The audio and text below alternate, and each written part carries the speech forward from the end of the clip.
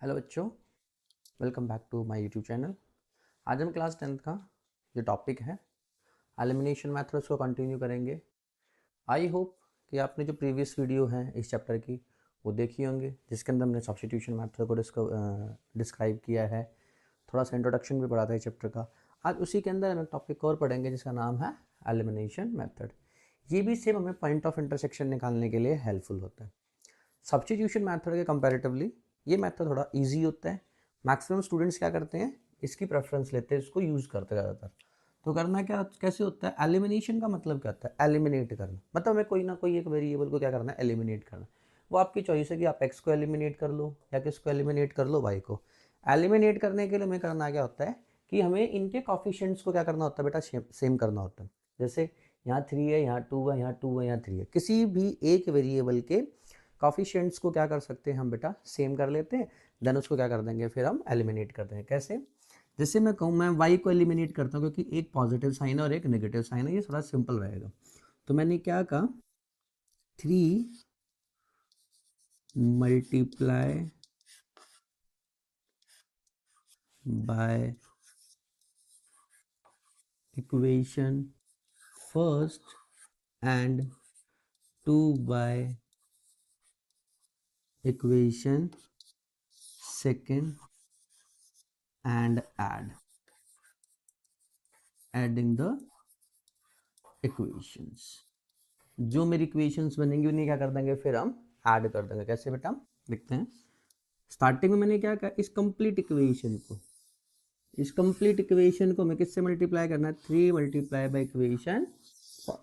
तो 1 को इक्वेशन को 3 से मल्टीप्लाई, 3 3 जा कितना हो जाएगा बेटा, 9x प्लस 3 2 जा कितना हो जाएगा, 6y इक्वल्स टू 3 से मल्टीप्लाई करेंगे कितना आएगा, 12। इसको करा, सेकेंड को किससे करना है, 2 से, 2 2 जा 4x, यहाँ पे कितना आएगा बेटा 6y, और 7 2 जा कितना हो जाएगा बेटा 14।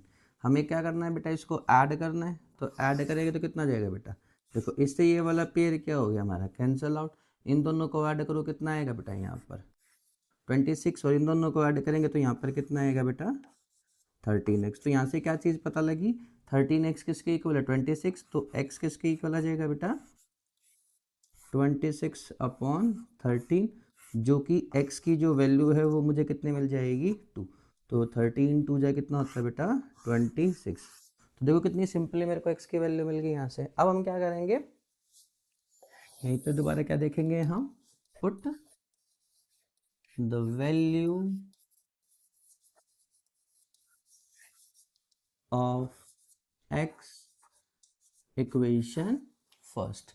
हम फर्स्ट इक्वेशन के अंदर क्या करेंगे बेटा, अपनी x की वैल्यू को यूज करेंगे। क्या है हमारी first equation, 3x plus 2y equals to 4। यहाँ पे x की वैल्यू कितनी है भाई 2, तो कितना आ गया बेटा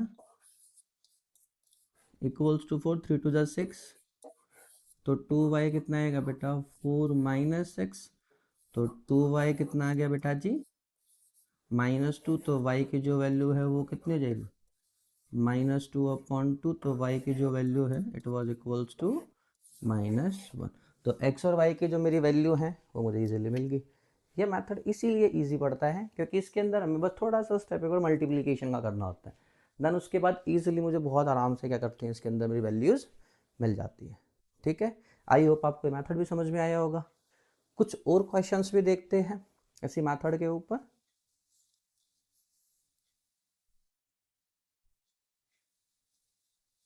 देखते हैं बेटा एक क्वेश्चन और।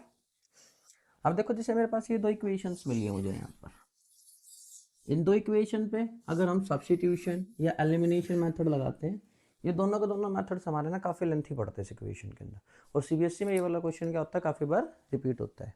अब ऐसे क्वेश्चन की ना एक अप्रोच अलग होती है। जैसे इस क्वेश्चन में देखें, जो मेरा एक्स का कॉफिशिएंट है वो इस इक्वेशन में किसका कॉफिशिएंट है बेटा, y का कॉफिशिएंट है। और जो मेरा y का कॉफिशिएंट है वो सेकंड इक्वेशन में किसका कॉफिशिएंट है, x का कॉफिशिएंट। कभी भी ऐसा अगर क्वेश्चन मिलता है हमें कि कॉफिशिएंट इंटरचेंज हो जाते हैं किसी दो इक्वेशन के, तो उसके लिए आपको क्या करना है, पहले तो इन दोनों इक्वेशन को कंसीडर कर लेते हैं। इसको हमने फर्स्ट इक्वेशन लेट कर लिया और इसको क्या कर लिया बेटा हमने सेकंड इक्वेशन।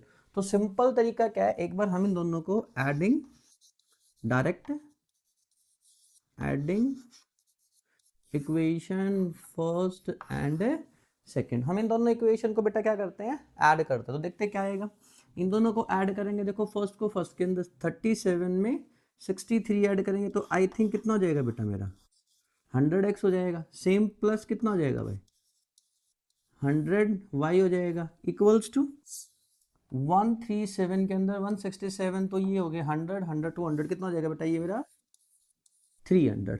अब मैंने सबसे 100 कॉमन निकाला तो x plus y equals to कितना आ जाएगा बेटा 3।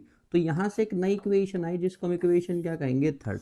अब ये मेरे लिए एक अच्छी इक्वेशन होगी और सिंपल इक्वेशन होगी। सिमिलरली जिस तरह से मैंने ये वाला स्टेप लगाया एडिशन का, इसी स्टेप से हम क्या करते हैं same subtract equation second by first. Second equation से फर्स्ट इक्वेशन को क्या कर देते हैं हम सब्ट्रैक्ट करते हैं। करो सब्ट्रैक्ट। 63 में से अगर ये 37 जाएंगे तो कितने बचेंगे बेटा आई थिंक 26x। यहाँ से सेम 37 में से ये जाएंगे तो माइनस का कितना बचेगा बेटा 26y इक्वल्स टू 163 में से 37 जाएंगे तो अगेन कितना बचेगा बेटा 26 पॉजिटिव बचेगा। ठीक है, दोनों से 26 को कॉमन निकाला तो इक्वेशन कितनी आ जाएगी x minus y equals to कितना हो जाएगा बेटा यहाँ से 1 आ जाएगा। मतलब ये कौन सी इक्वेशन आ गई भाई मेरे पास फोर्थ इक्वेशन आ गई। मतलब मैंने दो इक्वेशन बनाई है यहाँ पे। और दोनों इक्वेशन कैसे बनानी है, जो आपको दो इक्वेशन गिवन मिलेगी क्वेश्चन के अंदर, एक बार उन्हें ऐड कर दीजिए, एक बार उन्हें क्या कर दीजिए सब्ट्रैक्ट। अब बहुत सिंपल सिंपल सी दो इक्वेशन आ गई है मेरे पास। एक इक्वेशन थर्ड बन गई और एक इक्वेशन क्या बन गई हमारी फोर्थ। अब हमें क्या करना है, सबसे सिंपल तरीका अब इसको सॉल्व करने के लिए सिंपल क्या कर दीजिए adding equation third and fourth. Third और फोर्थ इक्वेशन को आप ऐड कर दो। थर्ड और फोर्थ इक्वेशन को ऐड करेंगे तो कितना आएगा, दोनों को ऐड करो बेटा। देखो x और x कितना हो गया 2x, यहाँ पर प्लस वाई यहाँ माइनस है मतलब तो 0 हो गया। 3 और 1 कितना हो गया इक्वल्स टू 4। तो x की जो वैल्यू है वो कितनी आएगी भाई 4/2 कैंसिल आउट करेंगे तो 2। तो x की जो वैल्यू है वो कितनी होगी बेटा हमारी 2 होगी। एक बिल्कुल है। अब x की वैल्यू को पुट कर दो, put value of x in equation किसमें पुट कर दें थर्ड के अंदर। तो क्या है बेटा मेरी थर्ड इक्वेशन, तो थर्ड इक्वेशन को अगर हम देखें तो कितना है x plus y equals to 3। x की वैल्यू कितनी है 2, तो 2 प्लस वाई इक्वल्स टू कितना हो गया 3। तो जो y की वैल्यू है बेटा वो कितनी आएगी 3 माइनस 2। तो value of y equals to 1। तो मेरी ये किसकी वैल्यू आ गई y की वैल्यू। तो सिंपली हमने इस तरह से क्या कर लिया इसको सॉल्व। और सीबीएसई बोर्ड में इस टाइप का एग्जाम में क्वेश्चन आना बिल्कुल नॉर्मल है। खूब एग्जाम्स में आपके प्री बोर्ड में, आपके यूटी में, आपके स्कूल में सब टीचर्स इस टाइप के क्वेश्चन, हाँ ये कन्फर्म्ड है, फॉर्मेट यही होता है, पर इनके जो डिजिट्स हैं वो क्या कर जाती हैं चेंज कर दी जाती है। तो इस तरह के क्वेश्चन को सॉल्व करने के लिए आप इस टेक्निक को यूज़ करो, 100% आपका आंसर आएगा। हाँ अगर आप यहाँ पे सब्स्टिट्यूशन एलिमिनेशन मेथड लगाओगे तो क्वेश्चन बहुत लेंथी होगा, होप कि आपका आंसर भी ना आए। कैलकुलेशन बहुत ज़्यादा टिपिकल आ भी सकता है नहीं भी आ सकता, लेकिन इस टेक्निक से इस क्वेश्चन को सॉल्व करोगे तो 100% आपका क्वेश्चन बिल्कुल सही होगा और डेफिनेटली आपका आंसर आएगा। आई होप कि आपको आज की वीडियो अच्छी लगी है।